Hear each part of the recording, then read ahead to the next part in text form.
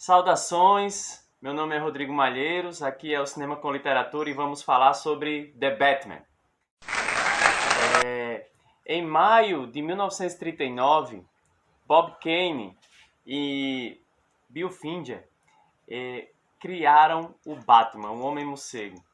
Então, décadas de quadrinhos, décadas de HQs, vários arcos do Batman, e em março de 2022 estreou The Batman de Matt Reeves. Esse filme ele é um divisor de águas, ele é muito bom. Eu fui assistir um pouco com a expectativa suspensa para não ter algumas frustrações, mas a verdade é que é um filmaço. Para iniciar, é bom falar que esse filme ele tem uma influência muito forte, enquanto a sua estética, dos filmes noir. Então, eu tenho ali um investigador, um detetive, uma cidade que prestes a ser engolida por ela mesma, fragmentada, quebrada, uma cidade completamente contaminada pelo crime, pela corrupção, e esse detetive ele precisa caminhar pela cidade para ir tentando desvendar uma série de crimes que acontecem. Esse detetive é o Batman. E isso é muito importante, porque pela primeira vez temos um Batman no cinema como detetive, de fato. Essa estética no ar, ela se percebe claramente pela Gotham City que é desenhada, pela Gotham City que é recriada. É uma Gotham City sombria, é uma Gotham City tomada pelo tráfico, tomada pelo crime, a corrupção. Ela está completamente enraizada e todas as artérias das cidades estão entupidas por essa criminalidade.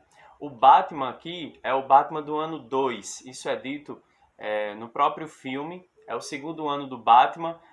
Esse Batman ele ainda é imaturo em comparação a outros Batmans que conhecemos, ele é agressivo, ele ainda não tem ao certo uma compreensão do tamanho que ele é para Gotham City. O tanto que uma das perguntas que ficam em suspenso durante todo o filme em nossa cabeça é: qual é o Batman que Gotham City precisa? Isso é uma pergunta frequente quando a gente vê ele em ação e também em diálogo. Minuto a minuto a gente também vai se deparando com a própria descoberta dele. Então, é uma investigação sobre uma série de crimes, mas ao mesmo tempo, como um bom filme no ar, é uma investigação sobre ele mesmo. Então, existem pontos de contato com Chinatown, Operação França. O ritmo do filme lembra um pouco Blade Runner, quando nas cenas de investigação. E isso é muito forte. Enquanto aos quadrinhos, a gente tem uma influência direta de alguns arcos que foram apresentados para nós em HQ. O Batman 1, com certeza, a própria Selina Kyle, a Mulher Gato, entra em diálogo com o Batman 1. O Batman 2, que é justamente o período em que se passa o filme. Batman Terra 1, Batman 0, as cenas de ação, elas lembram um pouco o arco do Batman 0 pela crueza da ação do Batman e também pela imaturidade dele. E até ele chega nas cenas com o peito muito aberto para a luta, até numa atitude, vamos dizer assim, uma atitude suicida na batalha. Porque de fato ele vai para o corpo a corpo sem medo de receber represália. O Asilo Arkham, o Batman Silêncio, o Batman Longo Dia das Bruxas, Batman 1889, Batman Detetive. Então, assim, alguns elementos estão ali, outros apenas lembranças dessas HQs, mas que com certeza a gente pode chegar ao veredito de que houve um trabalho, uma pesquisa, um estudo minucioso. Quem é esse Batman que a gente quer levar para as telas? Então vamos fazer um estudo minucioso para que a gente consiga criar o nosso Batman em tela. O filme é um filme com uma assinatura muito forte do Matt Reeves. É um filme completamente distinto do que já tinha sido feito, né? Então a gente acompanha Tim Burton lá no final da década de 80, Joe Schumacher, a gente viu Christopher Nolan, a gente viu Zack Snyder. Esse Batman ele é completamente diferente. É um filme com uma assinatura artística bem ao jeito Matt Reeves. Também é um filme que lembra um pouco Seven, do próprio diretor. Outra coisa que também é importante ressaltar é que esse tipo de trabalho minucioso de estudo e influências para a criação de um novo texto, de um novo filme, é muito comum na cultura pop. Então, o quadrinho ele tem essa característica e o próprio cinema também, de trazer elementos estéticos de outros lugares para que nesse procedimento de escolha dos elementos estéticos eu possa criar uma nova obra. Então é muito comum você trazer dos quadrinhos elementos que podem contribuir para o seu filme, é muito comum você buscar na história do cinema elementos que podem contribuir para o seu filme, elementos na trilha sonora que já existe, para entrar em fusão e fazer uma nova roupagem que venha a comunicar aquilo que o filme pretende. Então, esse filme, acima de tudo, ele também utiliza esse tipo de cultura híbrida dentro da elaboração estética e formação dos filmes que abordam tanto a adaptação a quadrinho como a própria cultura pop. Então é um ponto positivo para Matt Reeves, ele demonstra toda hora estar dominando, estar por dentro do que está fazendo e faz de uma maneira muito coesa, sem brechas, sem lacunas, faz de uma maneira muito orgânica.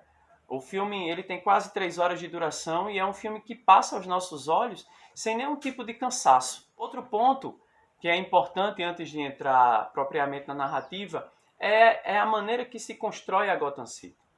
Como eu já falei anteriormente, a Gotham ela é sombria, ela é escura, ela é noite. Ela é noite. E o pouco de colorido que se usa para construir essa Gotham City é o laranja e o vermelho.